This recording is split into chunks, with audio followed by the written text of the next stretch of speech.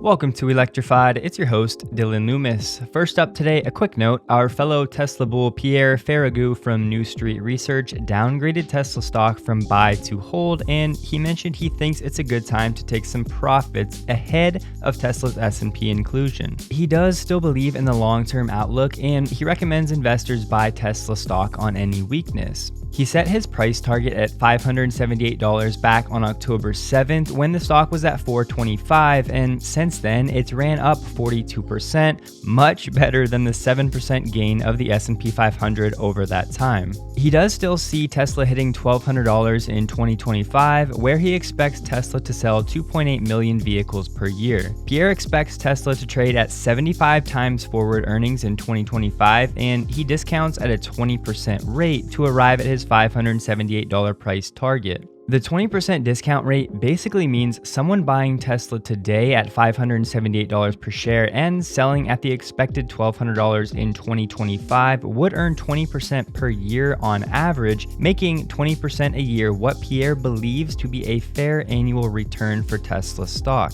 If you'd like to learn a bit more on these topics and earnings multiples, etc., you can check out a previous video on the channel on this topic. It will be linked at the outro and in the description below. Sticking with Tesla stock, there was some speculation that the dip yesterday was from Tesla completing its secondary offering. If that was the case, Tesla has 4 days to file an 8K, and if and when they do, Tesla will most likely see a bounce. I mentioned in a previous episode that Tesla completed their at-the-market secondary in just a few days last time, so this wouldn't come as a surprise if they executed in a similar successful fashion this time around. But look, it's anyone's guess as to how much of the secondary, if any, Tesla did complete yesterday, so I won't speculate, but yes, it is of course possible, and yes, somewhat likely. Next up, Tesla sent an email to all lease holders letting them know there will be some changes coming in early 2021. Here's the email in full. Basically, payments and auto pay will be available in your Tesla account, and owners will have new options including extending your lease, transferring your lease,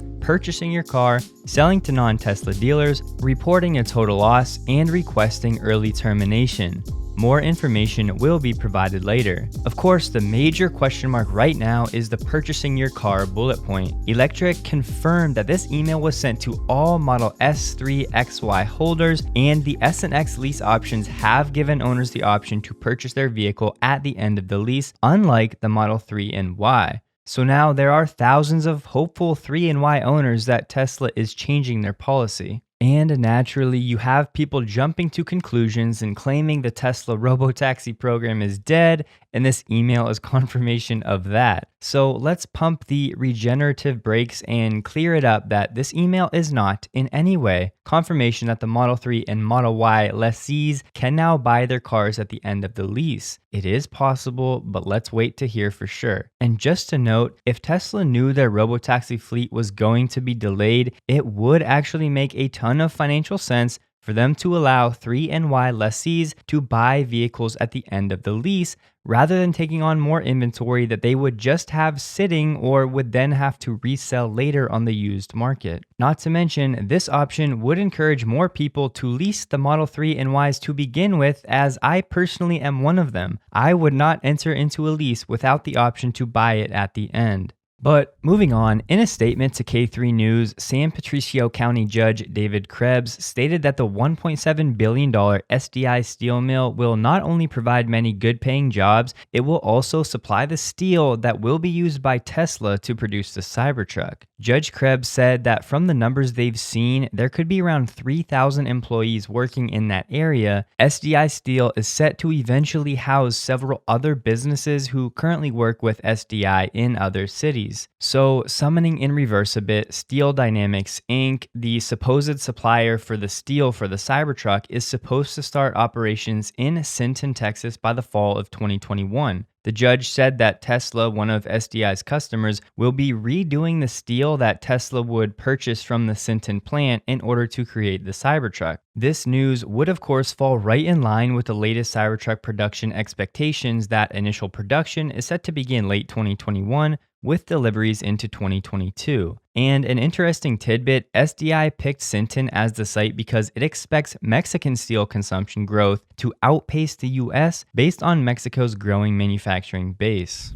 Next up, Tesla has reportedly started to offer discounts for pre-refresh long range and performance variants and for the refresh long range in Germany. Based on some pictures from Tesla_Adri, the price reduction is about $1,270 US, taking the Model 3 refresh version to $63,000 in Germany. The performance version saw a discount of about $4,400, which is not insignificant, but of course, prices are still higher here due to import costs and tariffs. And just as quick as we were told Giga Berlin was going to be delayed due to snakes, Reuters told us today the court had rejected the appeal on the grounds that Tesla had taken sufficient measures to protect the reptiles by complying with requirements to capture and resettle them in an alternative habitat. So basically, Tesla is back in the clear. They have the green light to move forward with the deforestation. And real quick, I want to say that I apologize to any genuine-hearted person or institution in Germany that has raised environmental concerns. I know some of you mean well and that you want Tesla to succeed for the bigger picture, but you just want them to be cognizant of the smaller picture as well,